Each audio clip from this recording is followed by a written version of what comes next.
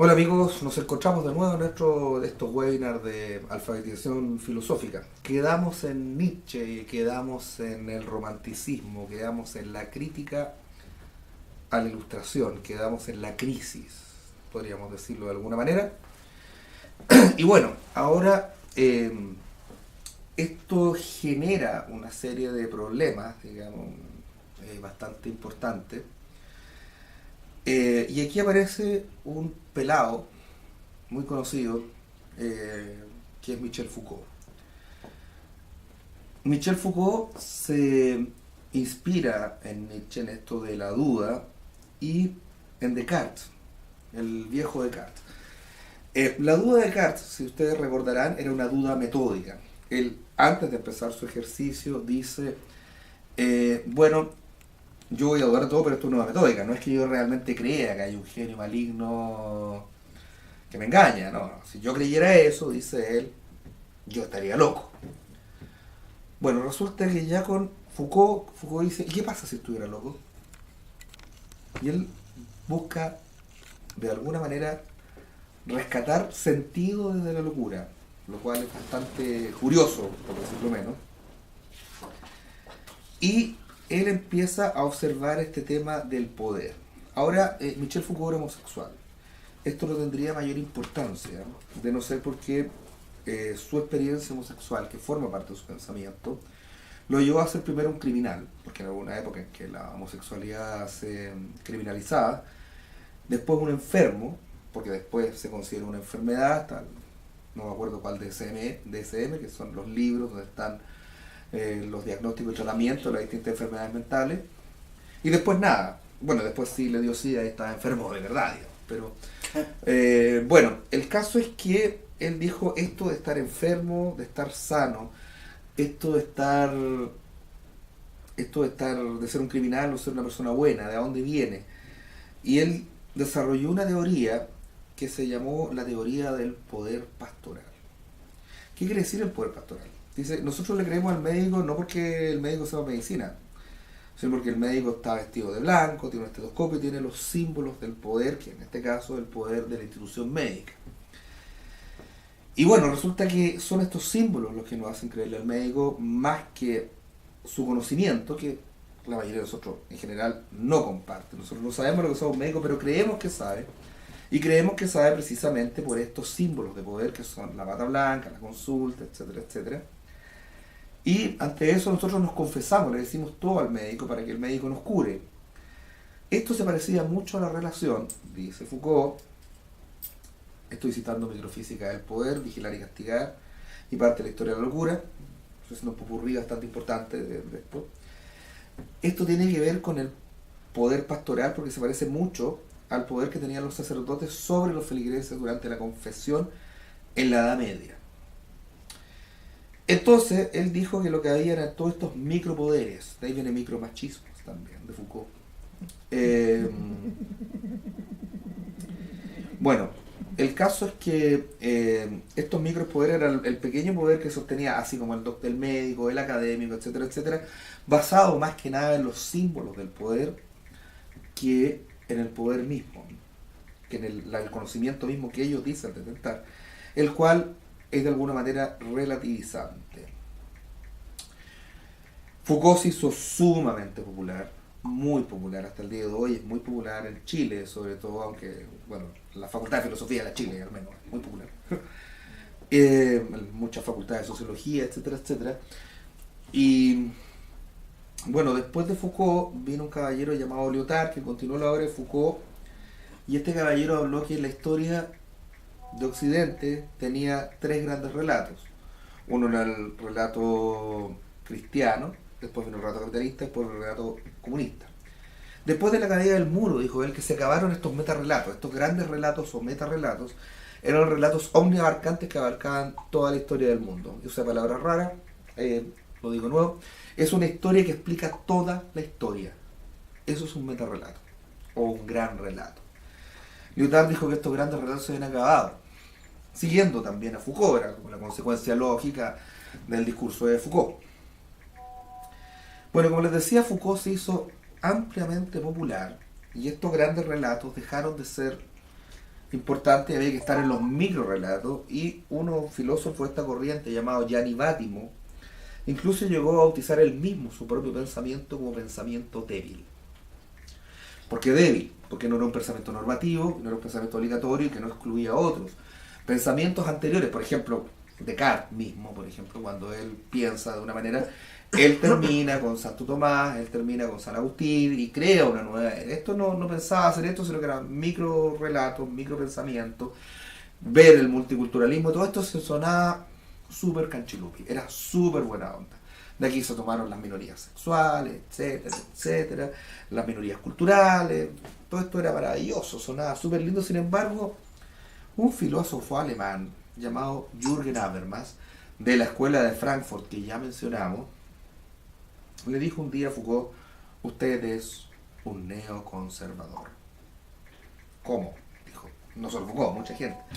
¿Por qué Foucault, que es un tipo que está diciendo que hay que liberarse, etcétera, etcétera, es un neoconservador? Bueno, lo dice Habermas porque dice: al usted destruir la razón y al usted destruir el poder del discurso racional, no vamos a tener con qué enfrentarnos al fascismo. Foucault murió en 1980. Era francés. En esa época existía el estado de bienestar en Francia, la gente tenía salud, tenía educación. A nadie se le ocurría que el fascismo hubiera tenido ni alguna oportunidad de nada. De hecho, en ese tiempo existía Jean-Marie Le Pen, que era el papá de la Marie Le Pen, que estuvo hace poco en Francia, candidata, y que por suerte perdió, porque era como Trump con falda, pero era básicamente lo mismo.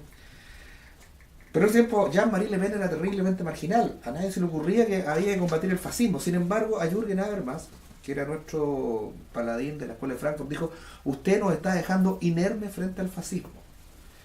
Este debate se terminó porque Foucault se murió. Entonces, cuando la gente se muere, normalmente los debates terminan. Ahora, después de la muerte de Foucault, de SIDA, digamos, bueno, tenía sus discípulos Jean-Jacques Derrida, que decía más o menos algo muy parecido. Me tienen que... pero en vez de hablar de micropoderes, él hablaba de la deconstrucción, digamos, que era más o menos lo mismo, que cualquier relación, cualquier verdad se puede construir y llevarla a estos elementos de micropoder. Y como les digo, esto se puso muy de moda. Todo este pensamiento, que era el pensamiento después se llamó de la posmodernidad, pensamiento que se llamó así gracias al libro de Lyotard, que se llamaba La condición posmoderna, de ahí viene. Entonces, esto se expresó de alguna manera en la vida política como el lenguaje políticamente correcto. ¿Qué quiere decir esto? Nadie es dueño de la verdad. Por tanto, yo puedo decir que estoy en desacuerdo contigo, pero no puedo decir que lo que tú dices es mentira. Y empezaron una serie de... El debate se ablandó. Pero este debate se ablandó ¿dónde? Se ablandó en los que eran herederos de la Ilustración, en la izquierda, en la gente más liberal. Sin embargo, en la gente más primitiva, en lo que es una derecha en el mal sentido de la palabra, digamos, hablamos de un Donald Trump, hablamos del Tea Party, hablamos del movimiento de Le Pen en Francia, etcétera, etcétera.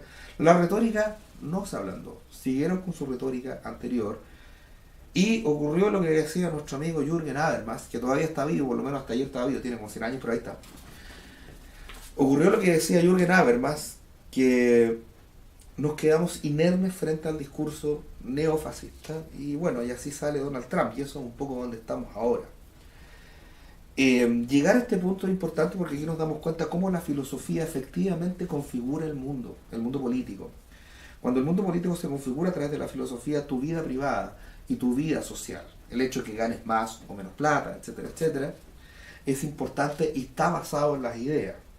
Una persona alguna vez me dijo que yo era muy ingenuo porque decía: la gente no tiene idea de filosofía, los movimientos populares no tienen que ver con la filosofía. No, efectivamente no es así. Sin embargo, los movimientos populares no son los que cambian las cosas, sino que son lamentablemente élites educadas. Esto se llamó en marxismo, en Lenin, la teoría de la vanguardia. Hay un grupo de personas que conduce al pueblo a un determinado proceso revolucionario. No es el pueblo en sí mismo. Lo mismo pasó en la Revolución Francesa, etcétera, etcétera. En la vanguardia de la Revolución Bolchevique, por supuesto que estaba el mismísimo Lenin, estaba Stalin, estaba Trotsky y otros personajes.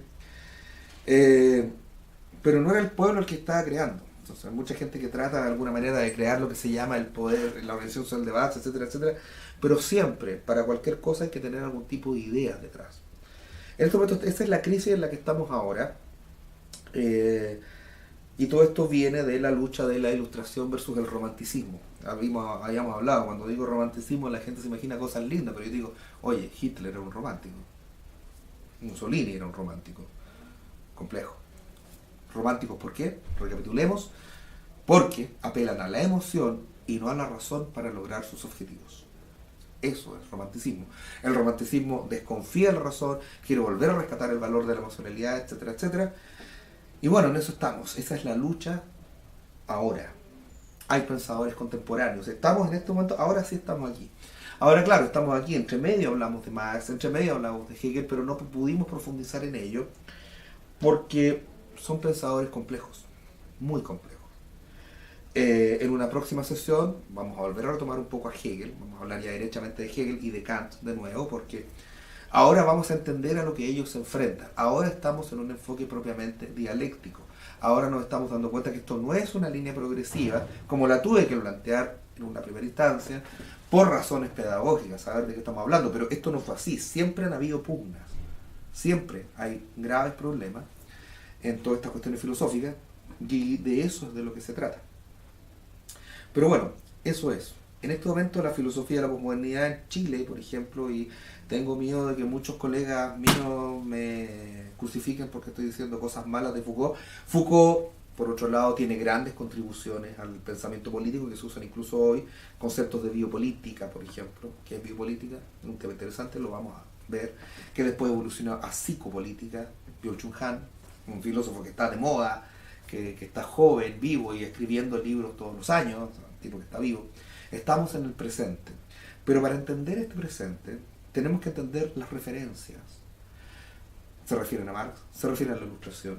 ¿Está la ilustración como un proceso acabado o no? ¿Se acabó realmente la modernidad? La modernidad que inaugura Descartes. Eso es un problema. Esos son los problemas en los que estamos metidos ahora. Y estos problemas son filosóficos. Que Donald Trump esté en el poder es un problema filosófico, producto del pensamiento débil, producto del supuesto fin de los metarrelatos. Si ustedes se dan cuenta. Y bueno, eso ha sido cambiado. Había muchos filósofos de izquierda que querían que ganara Trump para que se radicalizaran las contradicciones, pero es eso. Como ustedes se dan cuenta, nuestros acontecimientos históricos, nuestro presente histórico, es consecuencia, ante todo, de un pensamiento. Y eso es lo que yo pretendo con esto que es alfabetización filosófica. Cuando hablamos de filosofía no estamos hablando de un lejano mundo de ideas, no estamos hablando de voladas de tipo filósofos que lo único que hacen es pensar idioteces como la inmortalidad del cangrejo. No, estamos pensando el mundo. Estamos pensando nuestro ser en el mundo. Y esto tiene consecuencias buenas o malas, graves o menos graves. Esto ocurre. No es algo que parezca de buenas a primeras. Vamos a analizar la relación infraestructura, superestructura, marxista, etcétera. Pero eso es lo más importante, eso es lo que quiero que quede claro en esta sesión. Cómo el pensamiento ha configurado la historia. Y cuando digo historia, no hablo de libros de historia. Historia es el acontecer de los hombres en el mundo. Cuando hablo de libros de historia, yo voy a hablar de historiografía. Son dos cosas distintas. Cuando hablo de la historia es eso, no lo que está en los libros, sino que lo que está pasando ahora, lo que está en la calle, lo que está en la tele, lo que está en los diarios. Eso es más que nada la historia, y la historia está ocurriendo, la historia no es solo el pasado, la historia es todo acontecer de los hombres en el tiempo, y este acontecer de los hombres en el tiempo está profundamente influenciado y a su vez influencia el pensamiento de los hombres en el tiempo. Esto es bastante para que sea digerido. No es algo que manejen muchas personas, lo cual me parece terrible porque debiera ser. Cada vez que uno vota, cada vez que uno piensa, cada vez que uno compra, incluso uno está dentro de este tipo de cosas. Y bueno, ahora vamos a analizar, ahora yo creo que me gustaría repasar un poco, antes de entrar de hecho a la controversia contemporánea, nociones como la de Kant, nociones como la de Marx y Hegel, porque esas nociones, incluyendo las de Foucault, que tiene grandes contribuciones, a pesar de que esto de los micropoderes para mí fue un poco funesto, eh, para entender lo que está sucediendo ahora. Lo que está sucediendo ahora es consecuencia del pensamiento.